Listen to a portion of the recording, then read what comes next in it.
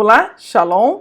Eu sou a professora Teresa Akil e neste AT com AT nós continuaremos a compreensão, a leitura e a compreensão de Gênesis 4, chegando finalmente ao clímax da nossa história com a morte de Abel pelo seu irmão Caim.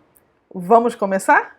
Muito bem, vamos então começar o nosso vídeo recordando, a sequência narrativa da história do Caim e do Abel. Então, no vídeo passado, vimos a introdução e as primeiras ações e reações, do verso 1 até o verso 7, onde os personagens, o Caim e o Abel, eles foram então apresentados. O Caim foi apresentado como primogênito e também como um agricultor, e o Abel como o irmão caçula e o pastor. Se você não assistiu a primeira parte da exposição de Gênesis 4, clica no link e assista agora. E depois, então, continue assistindo esse vídeo, porque neste vídeo de hoje nos deteremos no clímax da história, no homicídio, na realidade, no fratricídio, e também nas segundas ações e reações. Agora, não mais simplesmente de Caim, Abel e Deus, mas de Caim e de Deus, E analisaremos então a conclusão. Vamos então começar pelo verso 8 do capítulo 4, que vai dizer assim: E disse Caim para Abel, seu irmão. E foi quando eles estavam no campo, se levantou Caim contra Abel, seu irmão, e o matou. E aqui 3 observações. Primeira coisa, a primeira frase, E disse Caim para Abel, seu irmão. Geralmente nas nossas Bíblias nós lemos aquela expressão, vamos ao campo. Mas no texto hebraico, como vocês estão vendo aqui na tradução, não existe essa inserção. Isso na realidade, eu vou mostrar daqui a pouquinho, foi uma inserção nos Targumins. O Targumim, vários Targumim de Jonatas, de Jerusalém, eles inseriram vamos ao campo, e também uma discussão que tentasse justificar um pouco mais essa questão da morte do Abel. Mas vamos lá.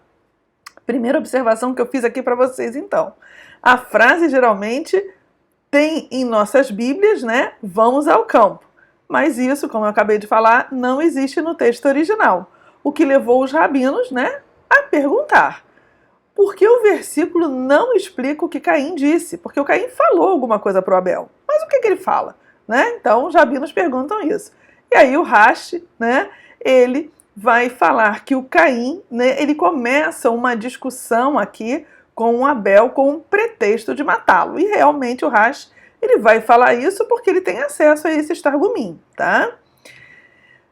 Mas, qual questão, então, qual contenda os irmãos começam a ter ali? O Bereshit Rabbah, que eu já apresentei para vocês também no vídeo passado, explica que Caim, o agricultor, argumentou que o solo pertencia a ele. Portanto, o Abel, que era pastor, não teria permissão para o quê? Pastar com os seus rebanhos pelo solo. Essa poderia ser realmente uma boa briga, Tuharok da Atzakenim disseram que Caim conta ao irmão que estava muito chateado, tanto por Deus não ter aceito a oferta dele, como também por ter levado uma baita de uma repreensão do Senhor, porque nos versos 6 e 7 Deus fala para o Caim, Caim, por que você está assim? Por que teu semblante está descaído? Então você não acha que se você fizesse algo que fosse bom, você não seria elevado, a sua ação não seria aceita, não teria exaltação no que você faz, Então, vários Targumim, como eu acabei de falar, como o Targum de Jerusalém e o Targum de Jonatas, tentam responder a essa pergunta, dessa conversa entre os irmãos. O que se passou? Será que realmente teve? O que o Caim falou, então, para o Abel? Então, vamos lá ler aqui o Targum, E Caim disse a Abel, seu irmão, venha e deixe-nos irmos os dois para o campo. E foi que quando eles dois saíram para o campo, Caim respondeu e disse a Abel, eu percebo que o mundo foi criado em bondade, mas não é governado, conduzido de acordo com o fruto das boas obras. Um exemplo é que a tua oferta foi aceita e a minha não foi aceita de boa vontade. Abel respondeu a Caim e disse: em bondade o mundo foi criado e de acordo com os frutos das boas obras é governado. Mas porque os frutos das minhas obras eram melhores do que os teus, a minha oblação antes da tua foi aceita de boa vontade. Caim respondeu e disse a Abel: não há julgamento nem juiz, nem outro mundo, nem boa recompensa será dada ao justo, nem vingança será concedida ao ímpio. E Abel respondeu e disse a Caim: há um julgamento, há um juiz, e há outro mundo, e boa recompensa é dada aos justos, e uma vingança concedida aos ímpios. E a causa dessas palavras, por causa dessas palavras, eles tiveram contendas no campo, e Caim se levantou contra Abel, seu irmão, e jogou uma pedra na sua testa e o matou. Né? Então, aqui é o que o Targum, né, pelo menos dois, vão falar. Tá? Segunda observação, levantou. Né? Então, o Caim vai falar com Abel alguma coisa que a gente não sabe, e eles vão para o campo. E quando eles estavam, então, no campo, o Caim se levanta contra o Abel. E esse verbo levantar-se, que é o verbo cum, é um verbo que tem um sentido de urgência, de você fazer algo agora, que não vai poder ser adiado, ele não pode ser feito depois, não pode ser protelado o chamado do cum, né? Então ele se levanta com uma determinação, é hoje que eu resolvo isso, né? E ele então mata o irmão, né? Nossa terceira observação do verso. Então, o Radak e o Daatz Akenim vão dizer que quando Caim viu a alegria do Abel ao saber que foi criticado por Deus, motivado pelo ciúme, ele se levanta e mata o irmão. E aí o Radak vai dizer, né? Caim acusou seu irmão de ser o motivo da divina repreensão. Como resultado, sua raiva se intensifica e quando os dois estavam sozinhos no campo, ele o mata por ciúme. Certamente que o Caim fica com ciúmes do Abel. Ele fica enciumado porque, veja, ele é o primogênito, né? Tecnicamente, ele imaginava que a sua oferta não seria recusada. Imagina, se Deus recusaria a oferta do primogênito, né? E aqui uma observação, né? A humanidade, então, começa a se autodestruir. É o irmão que mata o próprio irmão. É o primeiro fratricídio. Por isso, então, esse texto, a gente viu no vídeo passado, vai aparecer a palavra pecado, né? O hatat. O hatat é isso, é tirar a vida do outro. Só Deus é o Senhor da vida, é Ele que dá e é Ele que tira. Então, quando a gente vê aqui essa palavra o hatat, que aparece pela primeira vez na Bíblia hebraica, em Gênesis capítulo 4, é porque realmente o dom da vida, a vida, ela é um bem que jamais poderia ser tirado, ainda mais por um motivo, né? Tecnicamente não tão nobre assim. Mas vamos lá, prosseguindo a nossa leitura, segundo as ações e reações. Verso 9, disse o Senhor para Caim, onde está Abel, teu irmão? E disse, não sei, tutor de meu irmão sou eu? O Abel, o Caim até aqui, ele é bem mal criado, né? Mas é interessante, a gente vai ver, eu observei algumas similaridades. Então, na primeira frase aqui que eu coloco, né? Onde está Abel, teu irmão? Rashi e Esforno vão dizer que a pergunta indica que Deus queria começar uma conversa amigável com Caim, pensando que ele pudesse se arrepender e dizer até, eu matei, eu pequei contra ti, né? O Radak, inclusive, ele vai perguntar, né? Primeiro, que Deus queria deixar claro para Caim que ele não poderia esconder sua ação ou seus planos dele, de Deus, né?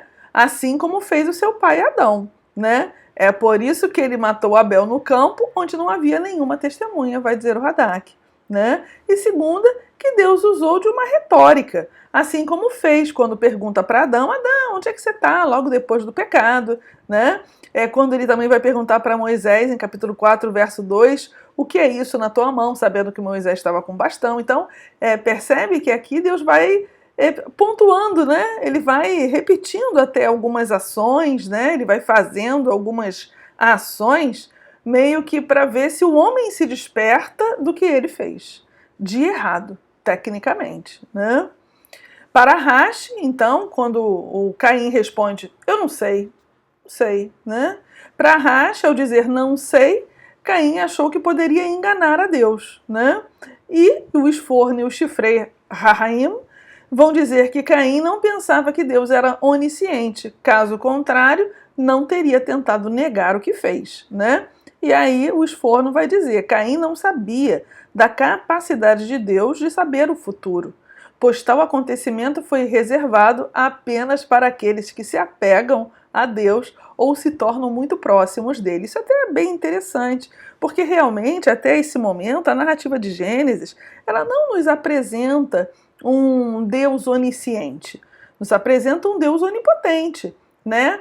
É claro que é Deus aqui, quando ele começa a dar esses indicativos, né? Está se querendo começar a apresentar um Deus, né, nas falas do Adão, né, lá no Éden, e até mesmo de Deus com a mulher, porque no Éden, quando o homem peca, Deus começa a andar pelos jardim, Adão, onde é que você está? Que comportamento é esse que você nunca teve? E depois que o Adão então confessa o que ele fez, Deus vai falar com a mulher, e ele fala com a mulher, por que você fez isso? Né? Então percebe que Deus, ele realmente, ele vai dando ao homem a possibilidade do arrependimento, efetivamente. Né? Ele quer despertar nesse homem que errou, que agiu de forma equivocada, a possibilidade de restabelecer uma ligação, de restabelecer ali, né, a sua comunhão com ele. Né? E aqui o Caim vai então, eu não sei, sou eu o tutor do meu irmão? Nossa última observação do verso, o Tuharó, que Caim foi irônico, pois era dever de Deus proteger Abel e não o dele. Então veja só que interessante, e realmente o Caim foi muito irônico. Eu sou tutor do meu irmão, ele não é o seu preferido? Então, você não sabe o que aconteceu com o teu preferido? Você não cuida do seu preferido? Você preferiu a ele do que a mim, então você deveria estar muito vigilante com ele. Não eu não tenho que vigiar o meu irmão, né? Apesar do que ele era o irmão mais velho, né? O Abel era o caçula, né? Então, tecnicamente, teria aqui realmente um cuidado do Caim para com o Abel. Vamos prosseguir, verso 10. E disse, o que é isso que fizeste? Percebe que Deus, ele não dá uma chance, ele dá mais de uma chance. Aqui, novamente, Deus fala para o Abel, para o Caim, né?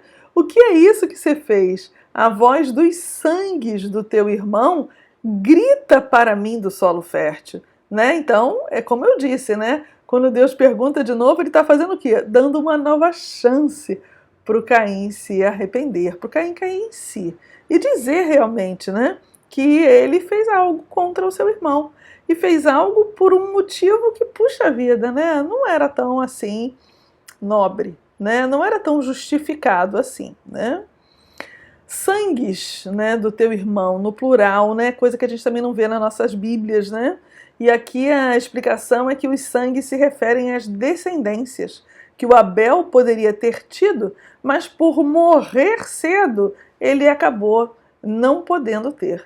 Então, aqui a voz dos sangues é isso, são dos descendentes que o Abel foi privado de ter, né? Como Rashi, Rabenubaia e Onkelos vão dizer, sangues está no plural, porque se refere ao sangue de Abel e ao sangue dos seus possíveis descendentes. Abel, que ainda não era casado e nem teve filhos, né? Derramar o seu sangue também significou derramar, né, o sangue dos filhos que nunca teria, vai dizer o Onkelos, né? E aqui gritar, né? O verbo tsaak, né, é gritar, é convocar, é clamar, né? Então veja que o sangue, ele está gritando, ele está clamando por uma justiça, né? Ele está clamando para que Deus saiba o que efetivamente aconteceu com ele, né, com o Abel. Verso 11, e aqui Deus então vai, diante dessas duas chances desperdiçadas do Caim, né, ele vai então, infelizmente, puni-lo, né? E agora, maldito és tu, vai dizer o texto, desde o solo fértil que abriu a boca dele para receber os sangues de teu irmão de tua mão. Então, para Rashi-Shishkuni, mais do que o solo já foi amaldiçoado por causa do pecado de Adão, foi Caim, né? Quando Adão ele peca, antes de ser expulso do Éden, Deus fala que agora ele teria que trabalhar arduamente para poder conseguir extrair da terra o sustento, né? Para Esforne e Rabenubaia, né? Barria, Caim foi amaldiçoado e privado do bem que a terra, que foi usada para encobrir o assassinato do irmão, teria que oferecer. E aí o Barria vai dizer, né? Você está amaldiçoado, separado da terra, que era o quê? A fonte do sustento dele, porque ele era um agricultor, né? E de agora em diante a terra não cederá o seu produto a você voluntariamente, porque até então a terra fértil, por mais difícil que ela fosse, ela de certa forma dava o sustento ao homem, né? E agora ficou mais difícil ainda. Para Shishkuni, o verso diz que enquanto Caim e seus descendentes estiverem vivendo, eles terão que encontrar anualmente uma nova terra para cultivar, uma terra cuja produtividade não se exauriu com a colheita do ano anterior. Então, seria um momento muito difícil para o Caim, né? E para os descendentes dele. Verso 12: quando servires o solo fértil, não continuará da força dele para ti. Fugitivo e errante serás pela terra. Imagina um agricultor que é sedentário ser fugitivo e errante, ou seja, virar nômade. Meu Deus, né? Então, verso 14, 14ª observação, né? Para Radak e Rabenubaia, mesmo que Caim trabalhasse arduamente para fazer com que a terra produzisse, isso não aconteceria. Deus amaldiçoou a terra porque a ocupação de Caim envolvia obter seu sustento dela, vai dizer o Radak, né? Então, fugitivo e errante serás pela terra, né? Para Rabenubaia, já que Caim negou ao seu irmão Abel um lugar na terra, ele perdeu o seu próprio lugar na terra, né? Rashi complementa dizendo que Caim não teria agora permissão para morar em um único lugar. Radak diz que Deus estava forçando Caim a adotar o estilo de vida nômade e colocando-o sobre uma sentença de exílio, algo que todo assassino merece. Caim matou um nômade e recebe, como castigo, a aplicação da lei do talião. Deve tornar-se nômade, deve tornar-se errante, o que era algo terrível, porque para um agricultor, ele precisa estar na terra, precisa passar um ciclo na terra. Para fazer o quê? Para arar aquela terra, para fazer com que aquela terra ela realmente, né, ela produza, para que a colheita dele realmente seja cuidada, né? Se der um bicho, ele precisa cuidar. Então, perceba que a vida do Caim se torna a vida do Abel. Ele tem que se tornar nômade sendo um agricultor. Ou seja, algo impossível, algo impensado para um agricultor, né? Verso 13, disse Caim para Javé: grande é o meu delito para carregar. Para Rashi, o verso quer dizer, literalmente, meu pecado é maior do que eu posso suportar. E para Rambam, Caim expressa que o seu pecado é imperdoável, né? Para Esforno, Caim finalmente percebeu que Deus supervisiona todos os detalhes que acontecem na terra, e ficou amargurado e exclamou que a gravidade do seu pecado era tal que não havia esperança para obter um perdão. Para Nachmanides, esta foi uma confissão verdadeira e sincera de Caim. Aqui ele reconhece a justiça do Criador, admitindo que merecia punição severa e se sente até incapaz de orar. Ele só exclama, ele só fala: meu Deus, grande é o meu delito, eu fiz algo realmente que eu não consigo conviver com ele, eu não tenho capacidade de ser nômade, eu não tenho a capacidade de ser errante, né? Como eu vou viver se a única coisa que eu sei fazer é a agricultura? A única coisa que eu sei fazer é cuidar do solo, e agora eu não posso mais fazer isso, porque eu vou ser fugitivo e errante pela terra, né? Verso 14, ele continua dizendo para Deus: eis que me lanças hoje de sobre as faces da terra fértil, e das tuas faces me esconderei. Serei fugitivo e errante pela terra, e será que todo que me encontrar me matará. né? Então esse era o pensamento dele. Bom, já que eu não consigo suportar, é melhor eu morrer. É melhor a morte para mim, porque eu não tenho como suportar uma punição dessa, né? Ramban diz que Caim reconheceu que os seres humanos precisam da proteção divina. E Baia, né, Bahia, Radak e Esforno comentam que como Deus retirou sua proteção de Caim, ele entendeu que estava numa posição em que todos, seja feras do campo, né, animais, ou seja até mesmo uma praga, poderiam matá-lo, visto que será forçado a vagar como fugitivo pela terra. E aí o Bahia vai dizer, Caim demonstra estar apavorado com a maldição de Deus. Ele realmente estava, né? Por isso temia por sua própria vida, tanto em relação aos obstáculos que pudesse encontrar, quanto uma praga que pudesse atingi-lo. Ele também tinha medo que outros animais o matassem. Não só outros animais, mas até outras pessoas, né? E disse para ele Javé: por isso todos os que matar Caim, 7 vezes será vingado. E pôs Javé a Caim um sinal, para não ferir a ele quem o encontrar. E aqui é muito interessante, né? Porque tem uma grande discussão, que sinal é esse de Caim e tudo. Olha só que bacana.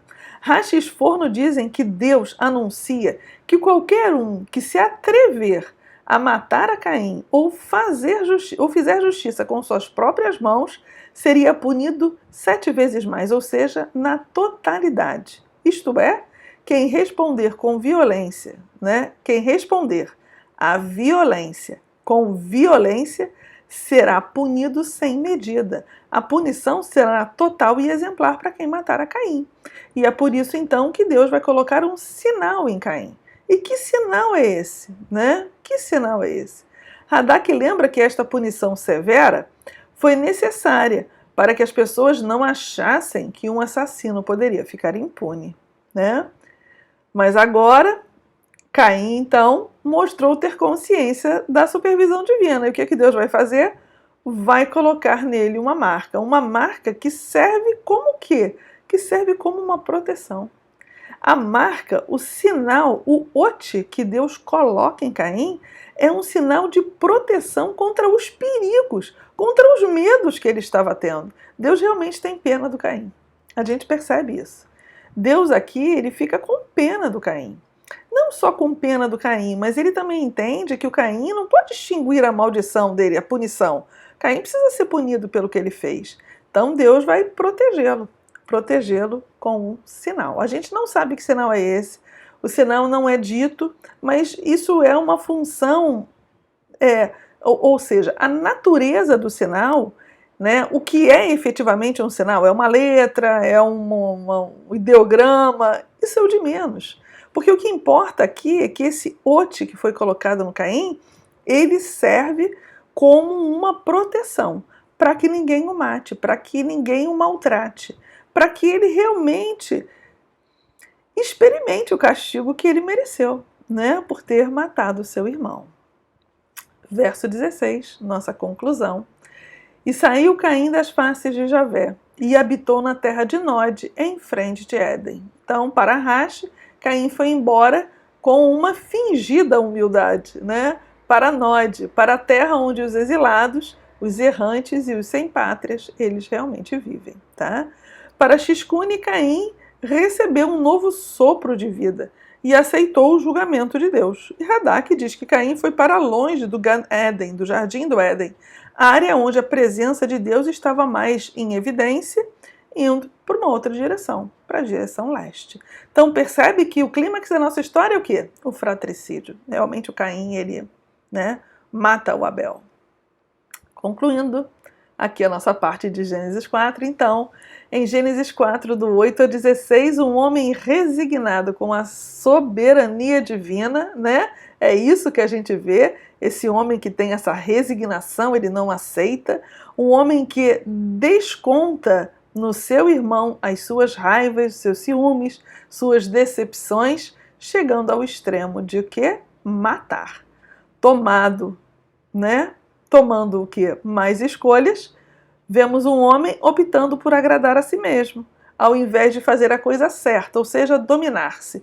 reger sobre o seu domínio, sobre o seu ser, sobre o seu, sobre o seu ser mesmo, sua mente, seus desejos, sua alma, e submeter-se à soberania de Deus. E mais, agora esse homem, ele vai ter que conviver até o fim dos seus dias com uma punição, o quê? Com uma punição duríssima.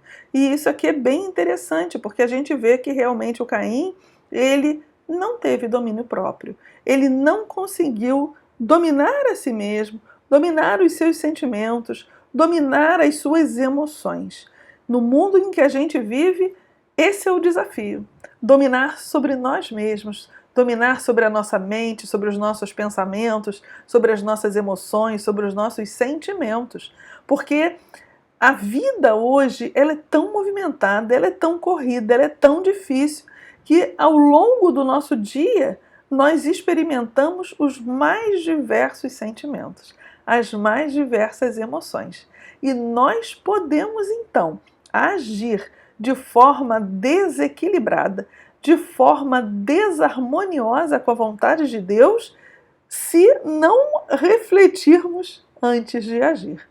O texto de Gênesis 4, do 1 ao 16, é um convite a aceitarmos a soberania divina, e quando a soberania de Deus não vier de encontro ao que a gente queria que fosse, nós precisamos parar. Nós precisamos acalmar a nossa mente, nosso coração e os nossos sentimentos para que a gente não erre, não desarmonize a nossa relação, seja com o Senhor ou seja com o nosso próximo. Se você gostou deste vídeo, comente, curta e compartilhe com os seus amigos. Mas realmente curta o vídeo para que ele possa alcançar o maior número de pessoas possível. Se você ainda não se inscreveu no canal, inscreva-se e ative o sininho. Assim, toda vez que eu postar um novo vídeo, você será avisado. Um abraço e até o próximo.